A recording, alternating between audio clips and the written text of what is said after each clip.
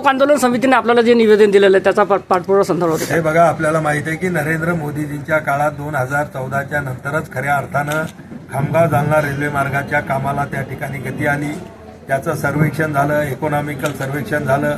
जो मार्ग पहिल्या काळामध्ये रेपो रेटमध्ये बसत नव्हता तो आपण बसवून घेतला. त्याला केंद्र सरकार आणि राज्य सरकारनं मान्यता दिली. राज्य सरकारनेही 50% खर्च करण्याचं हमीपत्र केंद्र सरकारला दिलं. आता तो प्रस्ताव लवकरच नीती आयोगाकडे त्या ठिकाणी एक वेळ गेला होता. काही किरकोळ त्यामध्ये त्रुट्या होत्या, वापस झाला. पण आता पुन्हा नीती आयोगाची मान्यता घेऊन लवकरच या कामाला सुद्धा सुरुवात केली.